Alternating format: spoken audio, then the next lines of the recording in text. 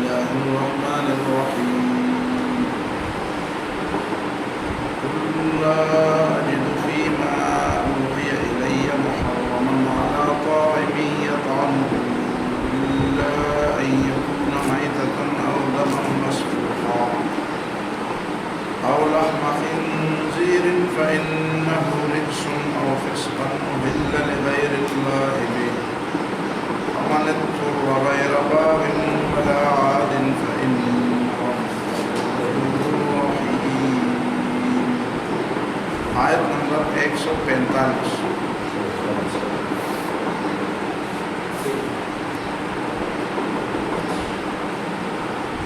گزشتہ آیات میں کھانے پینے سے متعلق چیزوں کی حرمت اور حلت، کہ آیا وہ حرام ہے یا حلال. ان چیزوں کے بارے میں عرب جاہلیت نے جو اپنی رضامندی سے ترمیمات کی تھیں، چیزوں کو حلال قرار دیا تھا، چیزوں کو حرام قرار دیا تھا. اسی پر پوری تفصیل کے ساتھ بات ہوئی اور یہ بتایا گیا کہ یہ توحید کے عقیدے کے خلاف ہے. تحلیل و تحریم کا اختیار اور انسان کے لیے مباحات اور ممنوعات اور جائز اور ناجائز کی حدود مقرر کرنا، یہ خدائی اختیارات. یہ سمجھایا گیا کہ یہ خدائی اختیارات ہیں. توحید کے عقیدے کا لازمی تقاضا ہے، بلکہ لازمی مفہوم ہے. کچھ لوگ سمجھتے ہیں کہ مکہ معظمہ کے اندر توحید کا الگ مفہوم تھا اور مدینہ منورہ کے اندر توحید کا الگ مفہوم تھا. ان لوگوں کو یہ آیات پڑھنی چاہیے تاکہ وہ سمجھے کہ ان آیات میں کیا بتایا جا رہا ہے. ایک پہلو تو ان آیات کا یہ ہے.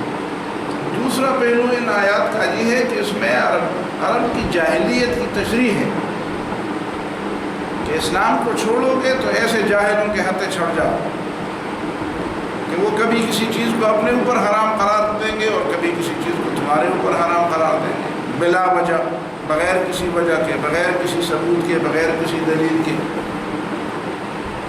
وحرموا ما رزقهم اللہ، اللہ تعالیٰ نے تمہارے لیے جو رزق اور جو سامان زیست، زندگی گزارنے کے جو ذرائع پیدا کیے ہیں، وہ کھانے پینے کی شکل میں ہے یا دوسری شکل، لیکن یہاں تو کھانے پینے کی بات ہو رہی ہے. فصلوں کی بات تھی اور جانوروں کی بات تھی جو کھانے کے جانور تھے. باغات میں جنات معروشات وغیرہ معروشات، اس کا تذکرہ بھی آیا. اور انعام کا 8 ازواج من الضأن 2 ومن المعز 2. تو ان سب کا تذکرہ کرنے کے بعد یہ سمجھایا جا رہا ہے کہ دیکھو، اسلام کو چھوڑ کر اور توحید کو چھوڑ کر اگر جاہلیت کا راستہ اختیار کرو گے تو پھر تمہارے لیے بھی دنیا میں بھی تنگی ہوگی، اس میں کوئی وسعت نہیں ہے. آج تو لوگ اسلام پر اعتراض لگا رہے ہیں کہ اسلام کے اندر کوئی تنگیاں ہیں، زیادہ پابندیاں ہیں، انہوں نے زندگی کو اجیرن بنا دیا ہے، قدغنیں لگا دی ہیں، پابندیاں بہت زیادہ لگا دی ہیں. لیکن اگر وہ گہری اور غیر نظر سے دیکھیں تو جاہلیت نے زیادہ پابندیاں لگائی. اسلام نے پابندیاں نہیں لگائی. اسلام نے جو پابندیاں لگائی ہیں وہ پابندیاں انسانیت کے ساتھ مناسب پابندیاں ہیں. جاہلیت کی جو پابندیاں ہیں وہ انسانیت کے ساتھ مناسب پابندیاں، وہ جانوروں کے ساتھ مناسب پابندیاں. وہ کسی ایسی بے جان چیزوں، کسی ایسی چیز جو با اختیار مخلوق نہیں ہے، ان کی طرح تو ان کے لیے تو ٹھیک ہے کہ ایک آدمی اپنے جانور کی کہتے کہ ادھر تم چلو ادھر نہ چلو، یہ کھاؤ اور میں نے تمہیں باندھ لیا.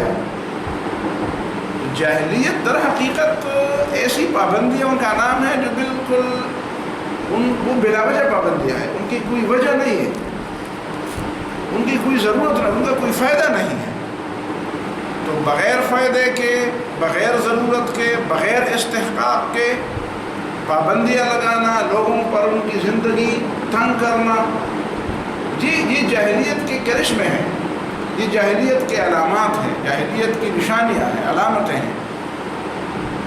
اسلام کی علامت ہے کہ اسلام نے تو یہ چیزیں لوگوں کے لیے، اسی لیے لوگ کہتے ہیں فقہ کا قانون، فقہ اصول فقہ کی ایک وہ کہتے ہیں قاعدہ ہے اصول فقہ کہ اشیاء میں اصل کیا چیز ہے، جس چیز کے بارے میں شریعت نے حکم نہ دیا ہو کہ یہ حرام ہے کہ حلال، ان چیزوں کے بارے میں اصل کیا ہے تو کہتے ہیں اصل اباحت ہے، عام اشیاء میں اصل اباحت ہے۔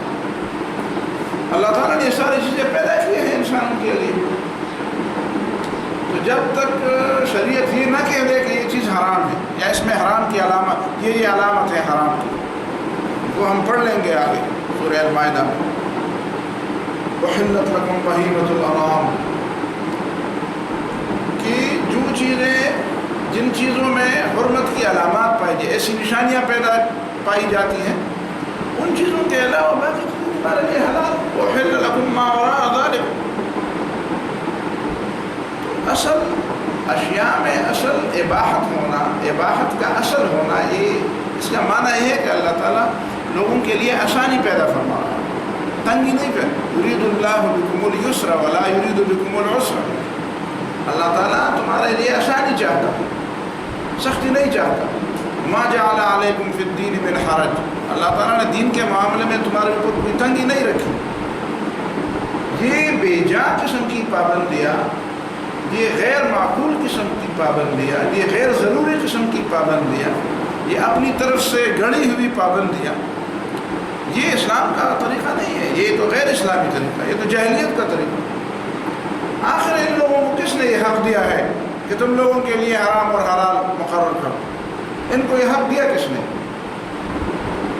جس طرح عمومی طور پر یونانی کسی زمانے میں کہا کرتے تھے، اور آج اگرچہ وہ زبانی بہت کم کہتے ہیں لیکن حقیقت میں وہ زبان حال سے یورپ والے یہ کہتے ہیں کہ ہم عقل کل ہیں، ہم دنیا کے لیے جو اصول وضع کریں گے، جو قواعد وضع کریں گے، جو ضوابط، جو فریم وضع کریں گے، لوگوں کو اس فریم کے اندر رہنا ہوگا، اس فریم سے باہر نہیں نکلنا ہوگا۔ ہماری عقل جو ہے نا وہ یہ حق رکھتی ہے کہ وہ دنیا کے لیے ضابطے بنائے، قوانین بنائے۔ پھر ہم چاہتے ہیں کہ ہم کس کو اس سے استثناء دیتے ہیں، کون ان قوانین سے بالاتر ہے، کون ان قوانین میں جھگڑا ہوا ہے۔ تو اسلام کہتا ہے یہ غلط ہے، یہ طریقہ نہیں ہے، انسانیت میں تم سب برابر ہو۔ پیغمبر بھی اپنی طرف سے کوئی قانون نہیں بناتا جب تک اللہ تعالیٰ اس کو وہ اختیار نہ دے۔ پیغمبر بھی جو کچھ بناتا ہے، جو کچھ سکھاتا ہے، سمجھاتا ہے، اللہ تعالیٰ کے دیے ہوئے اختیار کی بنیاد پر وہ سمجھاتا ہے، بناتا ہے۔ ظاہر ہے نا، یہ اللہ تعالیٰ تو یہ نہیں کہہ سکتا تھا کہ پیدائش سے یا بالکل بلوغ سے ہی نبی صلی اللہ علیہ وسلم کو پیغمبر بنا کے بھیجتا، لیکن 40 سال تک ان کو نہیں بنایا پیغمبر، تاکہ لوگ دیکھ لیں کہ یہ وہی شخص ہے جو اپنی ذات میں لوگوں کے لیے واجب الاتباع نہیں، اپنی ذات میں لوگوں کے لیے واجب الاتباع، جب تک اللہ تعالیٰ نے اس کو پیغمبر نہیں بنایا۔ پیغمبر بنانے سے پہلے اسے خود بھی نہیں معلوم تھا کہ میں لوگوں کے لیے واجب الاتباع بنایا جا رہا ہوں۔ ایک وقت آئے گا کہ میری بات لوگوں کے لیے ماننا لازم ہو، ایک وقت آئے گا کہ میری نافرمانی جو ہے وہ اللہ تعالیٰ کی نافرمانی قرار دی جائے گی۔ خود نبی صلی اللہ علیہ وسلم اس انتظار میں بھی نہیں تھے، نہ ان کو پتہ تھا۔ وَمَا كُنْتَ تَرْجُو أَن يُلْقَىٰ إِلَيْكَ الْكِتَابُ، تم اس امید میں تو نہیں جی رہے تھے کہ تمہارے اوپر کتاب نازل ہو۔ مَا كُنْتَ تَدْرِي مَا الْكِتَابُ وَلَا الْإِيمَانُ، یہ جو کتاب اور ایمان کی تفصیلات اب تم بتا رہے ہو، یہ پہلے تم نہیں بتا رہے تھے، تمہیں نہیں معلوم تھی۔ یہ تقریریں، یہ دروس، یہ وضاحتیں، یہ قوموں کے عروج و زوال پر بحثیں، یہ حرام و حلال، یہ توحید کی تشریحات، یہ سنت، یہ حکمتیں، یہ پہلے تم نہیں بتا رہے تھے، تمہیں نہیں دیا گیا تھا یہ علم۔ اس لیے کہ اللہ تعالیٰ ہی اصل میں حاکم ہے، اللہ تعالیٰ ہی اصل میں حرام و حلال کا تعین کرنے والا ہے، حدود متعین کرنے والا اللہ تعالیٰ، کوئی قوم نہیں ہے، کوئی فرق بھی نہیں ہے۔ فرق انبیاء اسی لیے متعین کرنے والے ہیں کہ انبیاء اللہ تعالیٰ کے عطا کردہ اختیار سے یہ اختیار استعمال کرتے، اگر وہ اختیار ان کو عطا نہ ہو تو پھر وہ بھی انہوں نے بھی نہیں کیا۔ انہوں نے 40 سال تک لوگوں کو نہیں بتایا کہ آؤ ہمارے پاس، حالانکہ ان کے پاس جو عقل تھی وہ ساری دنیا سے بڑھ کر تھی۔ پیغمبر ہونے سے پہلے بھی جو ان کی انسانیت تھی وہ کمال درجے کی، ان کا اخلاق، ان کا کردار، ان کی عقل، ان کی سمجھ بوجھ، ان کی سوچ، یہ سب اعلیٰ درجے کی تھی، لیکن اس سب اعلیٰ درجے والی عقل اور سمجھ بوجھ اور کردار کے حوالے سے بھی انہوں نے لوگوں کو نہیں بتایا کہ آؤ ہمیں یہ حق ہے کہ ہم تمہارے لیے قانون بنائیں، یہ کرو اور یہ نہ کرو۔ تو باقی کسی کو کیا حق پہنچتا ہے کہ وہ لوگوں کے لیے، اور بنائیں گے تو لوگوں کے لیے رحمت نہیں ہوگی، زحمت ہوگی، تکلیف ہوگی، مصیبت کا باعث ہوگا۔ اب لوگ سمجھتے نہیں ہیں کہ اللہ تعالیٰ کے کردہ اختیار کے بغیر اگر کوئی ہمارے لیے قانون سازی کرے گا تو یہ ہمارے حقوق مارے گا، ہمارے اوپر ظلم ہوگا، ہمارے اوپر قدغنیں لگائی، پابندیاں لگیں گی، غیر ضروری پابندیاں، بلکہ غیر ضروری کیا یعنی نامناسب اور مضر پابندی، مضرت رساں پابندی۔ یہ تو اللہ تعالیٰ کی رحمت ہے لوگوں پر کہ اللہ تعالیٰ نے قانون سازی کا اختیار لوگوں کو نہیں دیا بلکہ خود اپنے ہاتھ میں رکھا۔ اور یہ جاہلیت کے کرشمے ہیں کہ انہوں نے جو پابندیاں لگائی ان میں جو آزادیاں دی وہ آزادیاں حقیقت میں آزادیاں نہیں تھی، وہ پابندیاں، اور جو پابندیاں لگائی وہ پابندی بھی حقیقت میں کوئی مفید پابندی نہیں تھی، مضر پابندی۔ اس انسانیت ترقی کے راستے پر نہیں جا سکتی۔ اسلام نے جو پابندیاں لگائی وہ پابندیاں ہیں جن کو اگر فالو نہ کیا جائے تو انسانیت کی ترقی رک جائے گی، اور جو آزادیاں دی ہیں وہ آزادیاں انسانیت کے عین مناسب ہیں۔ جو پابندیاں لگائی ہیں وہ پابندیاں عقل کے لحاظ سے، علم کے لحاظ سے، انسانیت کے لحاظ سے ضروری تھی۔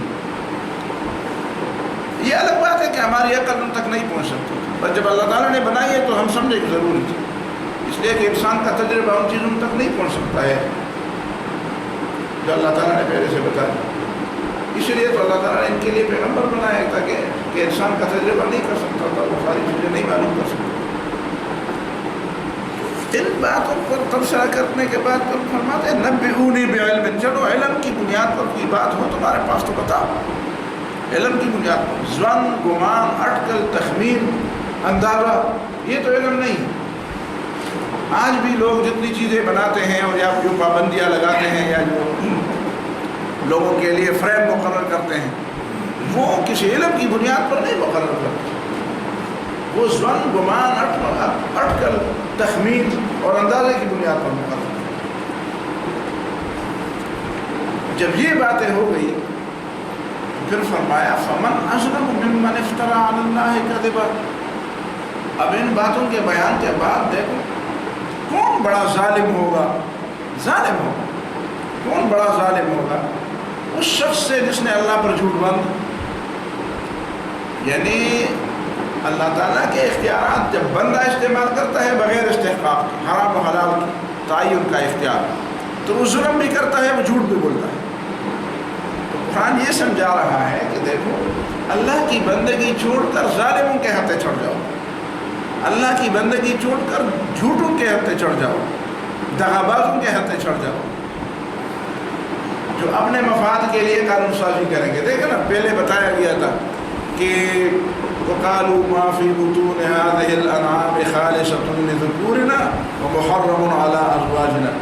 یعنی اس میں یہ سمجھانا مقصود ہے کہ باقی لوگ تو چھوڑے، دوسری قومیں، دوسرے علاقوں کی قومیں، دوسری نسلیں، دوسری یعنی براعظموں کے ایک براعظم کے لوگ دوسرے براعظم کے لوگوں کے لیے قانون بنائے، ایک نسل کے لوگ دوسری نسل، ایک ہی خاندان کے لوگ اگر مرد قوانین بنائے تو عورتوں کے حقوق ماریں، جس طرح یہاں پہ مارا کہ ما فی بطون هذه الانعام، ان چوپان کے پیٹوں میں جو کچھ ہے خالصۃ لذکورنا، یہ صرف ہمارے مرد کھائیں گے، ومحرم علی ازواجنا، اور ہماری بیویوں پر حرام۔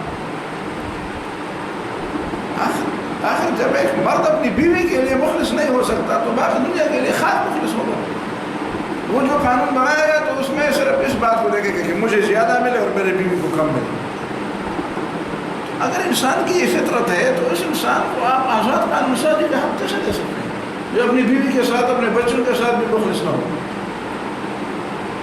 اور پھر کبھی ان کو راضی کرنے کے لیے ایک ایک کلاس یا ایک دفعہ ان میں سے اضافہ کہ وَإِن يَكُن مَيْتَةً فَهُمْ فِيهِ سَوَاءٌ، چلو اگر کبھی وہ مردہ نکل آئے تو دونوں کھا لیں گے. بھائی مردہ وہ پتہ نہیں کبھی نکلے گا، بچے جو پیدا ہوتے ہیں ان میں کتنے فیصد جو ہے نا وہ مردہ پیدا ہوتے ہیں.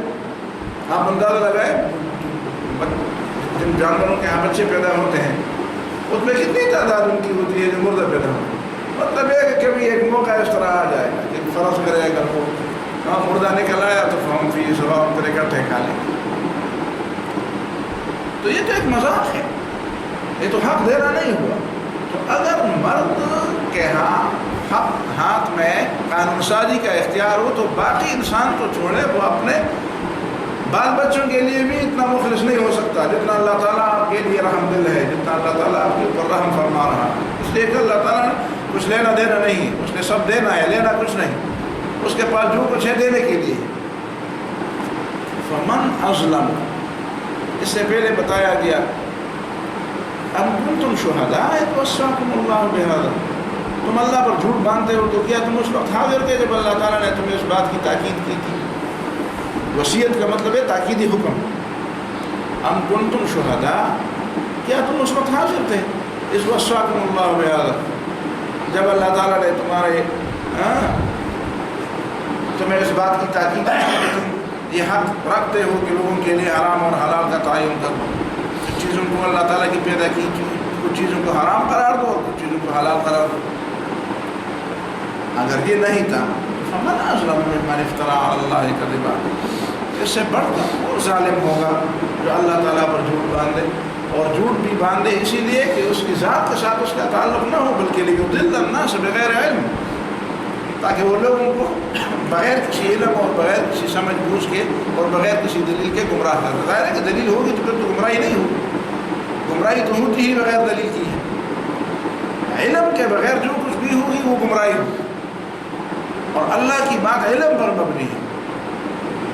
لیکن ایک فلسفی اور ایک پیغمبر کے درمیان بھی اللہ تعالیٰ نے کتنا فرق رکھا. ہمیشہ ہر پیغمبر کو صرف ایمان بالغیب پر اکتفا کر کے اس کو نہیں چھوڑا اسی طرح، بلکہ انبیاء کو اللہ تعالیٰ نے کسی نہ کسی طریقے سے کچھ ایسی چیزیں سمجھا دی جو عام لوگوں کو اللہ تعالیٰ نہیں سمجھا.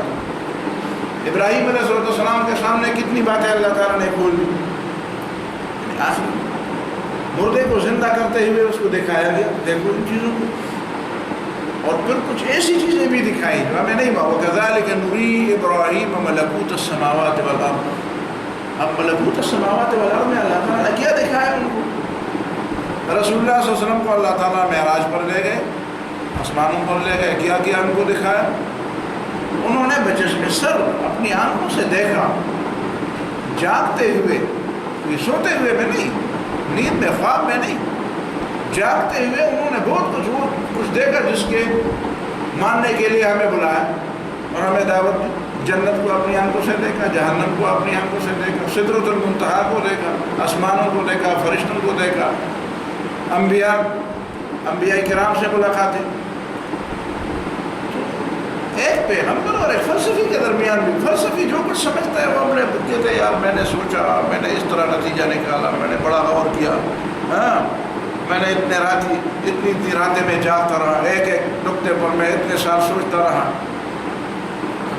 کبھی ہم پڑھتے ہیں کتابوں میں فلان کہتا ہے 40 سال تک میں اس بات کو سوچتا رہا، 40 سال، 20 سال سے، 10 سال سے، اتنے سالوں سے، اتنے دنوں تک میں ایک مسئلے پر سوچتا رہا. اور پیغمبر کے پاس علم آ جاتا ہے.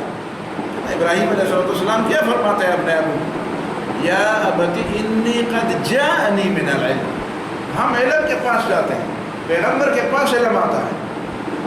وہ یہ نہیں کہتا کہ میں ایک جگہ پہ گیا ہوں، وہاں پہ میں نے بڑی کتابیں پڑھی ہے، بہت بڑا علم میرے ہاتھ آ گیا ہے، میں کسی جگہ پہ گیا نہیں ہوں. انی قد جاءنی من العلم، میرے پاس علم خود آ گیا، علم میرے پاس آ گیا. ما لم یاتی کہ تمہارے پاس نہیں آیا، فاتبعنی، اب میرے پیچھے آؤ. قرآن نبی صلی اللہ علیہ وسلم کے بارے میں بھی بتاتا ہے، من بعد ما جاءک من العلم ولئن اتبعت اهواءهم من بعد ما جاءک من العلم.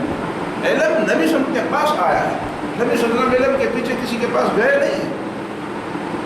تو یہ علم ہے، یہ علم ہے جو کسی پیغمبر کے پاس آ جاتا ہے. پاس آ جانا، یہ تعبیر بہت بڑی تعبیر ہے. تو یہ ہے علم، لیضل الناس بغیر علم، تاکہ وہ لوگوں کو بغیر کسی علم کے گمراہ. یہ علم نہ ہو تو وہ گمراہی ہو. چاہے آپ اس کا گمراہی ہونا، اس کا گمراہ پن ہونا، گمراہی ہونا لوگوں کی سمجھ میں آیا یا نہیں. ممکن ہے کوئی اتنا خطرناک قسم کا وہ فلسفی ہو اور اتنا گہرا فلسفی ہو کہ لوگوں کی سمجھ میں اس کی بات سالہ سال تک نہ آئے. ضروری نہیں ہے کہ ایک چیز جو ہے نا وہ آپ کی سمجھ میں آئے اچھا یہ تو گمراہی ہے. نہیں، کچھ لوگ ایسے گہرے ہوتے ہیں. لیکن اب منافقین کے بارے میں قرآن نے کیا فرمایا سورہ توبہ میں، وَمِمَّنْ حَوْلَكُم مِّنَ الْأَعْرَابِ مُنَافِقُونَ، مدینہ کے ارد گرد جو دیہات ہیں ان میں بھی بڑے منافق ہیں. لیکن وَمِنْ أَهْلِ الْمَدِينَةِ، مدینہ کے باشندوں میں سے بھی مَرَدُوا عَلَى النِّفَاقِ، نفاق میں بڑے گہرے ہیں، سرکش ہیں، بڑے خطرناک ہیں. خالص منافق ہیں. مرد کا معنی ہے جو خالی ہو ہر خیر سے. ایسے منافق ہیں جن کی باتوں میں کوئی خیر ہی نہیں، جن کی ہر بات زہریلی ہے، چھپی ہوئی زہریلی. اور لا تعلمہم، اے نبی تم بھی ان کو نہیں جانتے. نحن نعلمہم، ہم ان کو جانتے ہیں. فنعذبہم مرتین، ہم ان کو دگنا عذاب دیں. اب ایک شخص اتنا بڑا منافق ہے اور پھر اس کے ساتھ دوسری آیت بھی اس سورہ بقرہ والی ملائے، وَمِنَ النَّاسِ مَن يُعْجِبُكَ قَوْلُهُ فِي الْحَيَاةِ الدُّنْيَا وَيُشْهِدُ اللَّهَ عَلَى مَا فِي قَلْبِهِ وَهُوَ أَلَدُّ الْخِصَامِ. وَمِنَ النَّاسِ، لوگوں میں کچھ وہ بھی ہیں، يُعْجِبُكَ قَوْلُهُ فِي الْحَيَاةِ الدُّنْيا، جب وہ دنیا کے بارے میں بات کرتا ہے تو تجھے بڑا مزہ دے، اس کی باتیں تجھے بڑی پسندیدہ نظر آئیں. یہ تو واقعی قوم کی خدمت اور یہ فلاحی بات ہے، اس میں کاموں کے بارے میں، دنیا کے نظام کے بارے میں، دنیا کی اصلاح کے بارے میں، زندگی کے معاملات کے بارے میں، تو اس کے مشورے بڑے زبردست ہیں، بڑا خطرناک، بہت بہترین قسم کی باتیں اس کرتا ہے، بڑا زبردست فلسفہ ہے اس کے پاس. یوں جبو کہ اے پیغمبر تجھے بھی پسندیدہ آ جائے، تمہیں بھی تعجب میں ڈالے، تم بھی کہتے پر بات تو اس نے زبردست.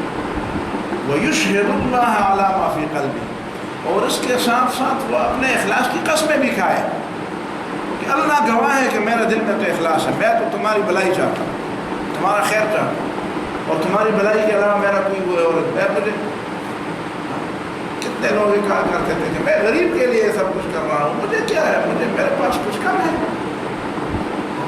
میری دولت کچھ کم تو نہیں ہے، میں تو تمہارے لیے کہہ رہا ہوں. وَيُشْهِدُ اللَّهَ عَلَى مَا فِي قَلْبِهِ، اللہ کو گواہ بنا رہا ہوتا ہے کہ میرے دل کے اندر جو اخلاص ہے، جو محبت ہے، جو قوم کی خیر خواہی کا جو جذبہ ہے، میں تو تمہارے لیے جی رہا ہوں اور راتیں کاٹ رہا ہوں. تو وہ أَلَدُّ الْخِصَامِ، حالانکہ وہ دشمنوں میں سب سے بڑا جھگڑا بھی ہوتا ہے. وَإِذَا تَوَلَّى، اور جب اس کے پاس قوت آ جاتی ہے، جب وہ اپنے مقصد کو پا لیتا ہے، ابھی نہیں، ابھی تو 40 سال تک وہ اپنی بات کو چھپا سکتا ہے. اس کا فلسفہ اتنا گہرا ہوتا ہے کہ وہ 40 سال تک بھی، سال تک اپنی بات کو، اپنی اصل چیز کو اور اپنے اصل مقصد کو چھپا سکتا ہے. لیکن جب وہ مقصد کو پا لیتا ہے، اختیار اس کے پاس آ جاتا ہے، وَإِذَا تَوَلَّى، اور جب وہ صاحب اختیار بن جاتا ہے، سَعَىٰ فِي الْأَرْضِ لِيُفْسِدَ فِيهَا وَيُهْلِكَ الْحَرْثَ وَالنَّسْلَ، پھر اس کی ساری کوشش یہ ہوتی ہے کہ دنیا میں فساد پھیلے، نسل ختم ہو، انسانی نسل ختم ہو جائے، لوگوں کی املاک تباہ ہو جائے، لوگوں کے رزق کے دروازے بند ہو جائے.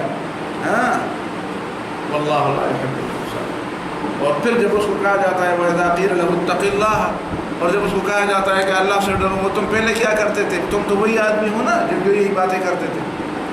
خَذَتْهُ الْعِزَّةُ بِالْإِثْمِ، تو اس کی جاہلی غیرت بھڑک اٹھتی ہے اور اس کے گناہ پر ہمارا کہ اس کو قتل کر دو، اس کو نہیں ہونا چاہیے. ہاں، میں اس کو نہیں دیکھنا چاہتا. کیوں نہ اس گستاخ کی زبان بند کی جائے، کیوں نہ اس شخص کو مجلس سے نکالا جائے، محفل سے نکالا جائے. کیا کہتے ہیں اردو میں جیسے، ہاں، کتنا گستاخ ہے، منہ پہ کہتا ہے کری بات، منہ پہ کہتا ہے کری بات ہے، کتنا گستاخ. کیوں نہ اس شخص کو مجلس سے نکالا جائے، محفل سے نکالا جائے؟ پھر کسی کی بات سننا بھی گوارا نہیں کرتا. اور یہ وہی شخص ہے جس کو لوگ سمجھتے نہیں تھے، کہتے یہ تو بڑا منصوبے تھے اس کے بعد زبردست ہے، بلا کا بچہ ہے، منصوبے تھے اس کے بڑے. تو یہ بات نہیں ہے کہ آپ کو اس کی سمجھ آ جائے. میں یہ بات کہنے والا ہوں، فوراً کسی کی بات کی غلطی کو سمجھنا یہ ضروری نہیں ہے کہ وہ کام غلط ہے. کچھ لوگ ایسے ہو سکتے ہیں اور کچھ لوگ اتنے گہرے ہو سکتے ہیں کہ وہ سالہ سال تک اپنی غلطی کو چھپا سکے، اپنی منافقت کو چھپا سکے، منافقت کو پیغمبر سے چھپا سکے.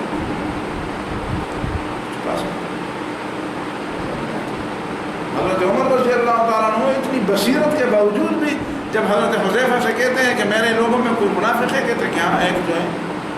کہتے کون ہے؟ کہتے نہیں بتاتا. تو اس کے باوجود کہ وہ منافق تھا اس کو بڑا عہدہ دیا تھا. لیکن جب اب خیال آیا کہ اچھا ایک منافق ہے، عمر موجود ہے اور ایک منافق ملک کا کے اختیارات میں سے اس کے پاس کچھ اختیار بھی ہے، تو پھر سارے کام چھوڑ کر اسی کے پیچھے لگ گئے. اور 3 دن بعد ایک شخص کو کام سے پکڑ کر نکالا. اس کا مطلب یہ ہے کہ پہلے تو چھپے تھے، پہلے تو ان کی نظر سے اوجھل تھے. تو کسی بات کی غلط یہ اسی وجہ سے فرمایا من اظلم ممن افترى على الله كذبا ليضل الناس بغیر علم. سب سے بڑھ کر ظالم شخص وہ ہے جو اللہ پر جھوٹ باندھتا.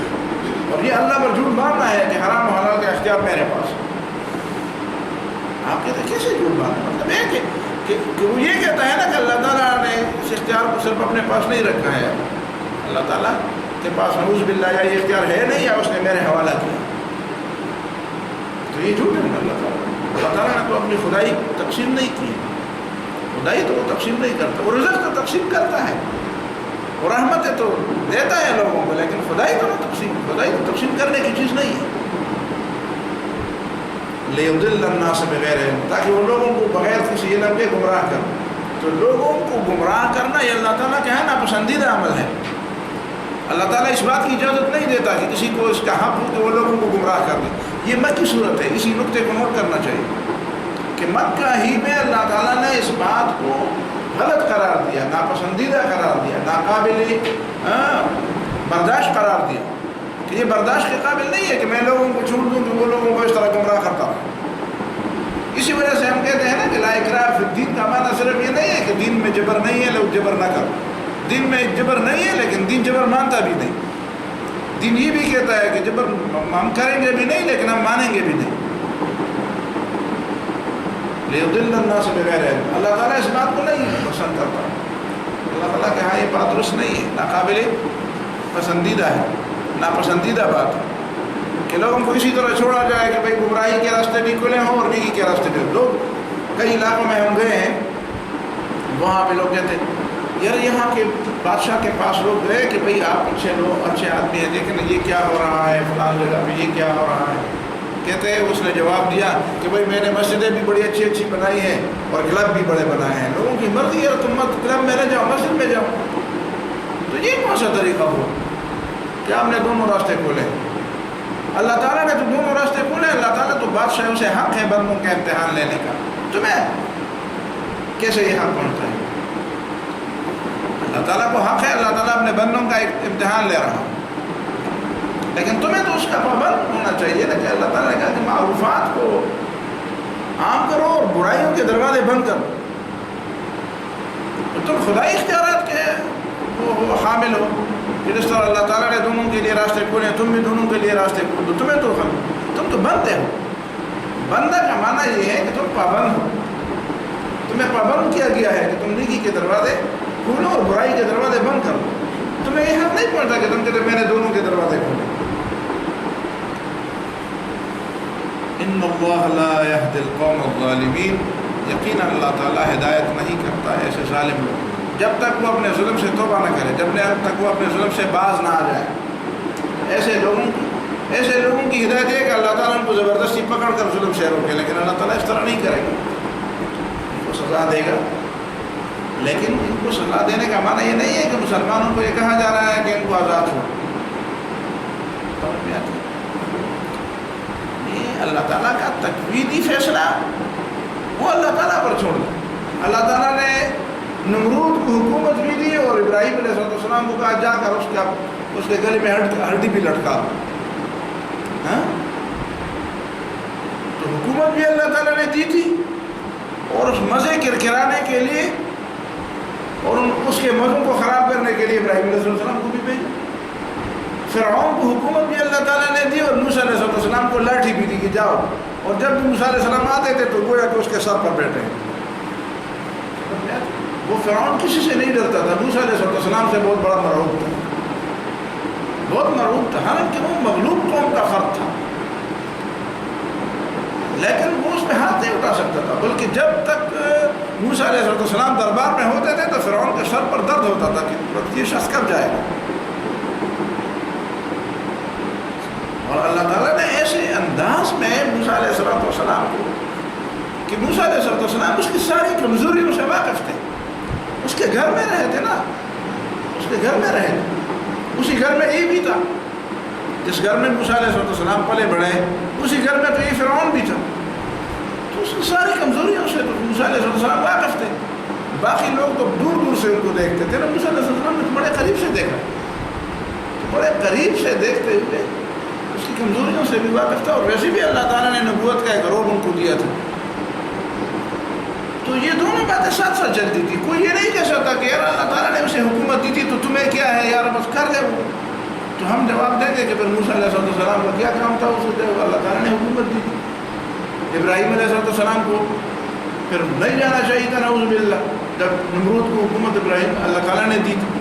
اللہ تعالیٰ کا تکوینی عمل وہ کسی فرد کے, کسی انسان کے لیے دلیل نہیں بن سکتا. مالک دنیا میں بھی جو مالک ہو اس کا کوئی عمل مزدور کے لیے دلیل نہیں بن سکتا. مالک نے آ کر ایک درخت توڑ دیا, ایک شاخ توڑ دی, تو کیا مزدور بھی آ کر ساری شاخیں توڑ دیں؟ کہتے ہیں کہ کیوں توڑا؟ کہتے ہیں تم نے جو توڑا. تو ایسے شخص کو آپ مزدور دیں گے؟ تو بندہ بندہ ہونا چاہیے. ان اللہ لا یہدی القوم الظالمین, اللہ تعالیٰ ایسے ظالم کو ہدایت نہیں دیتا, ان کو سزا دے گا. لیکن تمہیں اللہ تعالیٰ نے حکم دیا ہے کہ تم ان ظالموں کا راستہ روکو. تم یہ نہ کہو کہ چلو اللہ تعالیٰ جانے اور یہ جانے آخرت میں ان کو سزا ملے گی. جس طرح ہمارے لوگ کہتے ہیں ہاں کہ جو نہیں مانتا تو اللہ تعالیٰ ان کو سزا دے دے گا اور میں کوئی مدرسہ نہیں بنانا چاہتا. اور تمہارا کام کیا ہے؟ تمہارا کس مقصد کے لیے یہاں پہ بیٹھے؟ سود کو نہیں روک سکتے, اس کو نہیں روک سکتے. ہاں تو تمہاری پر ذمہ داری کیا ہے؟ یہ بنیاد قل لا اجد فیما اوحی الی محرما, وہ چیزیں حرام نہیں ہیں جو تم نے اپنی طرف سے حرام قرار دی, بلکہ حرام وہ ہے جو اسی آیت کے اندر ہے. بعد میں انشاءاللہ ایسا ہے.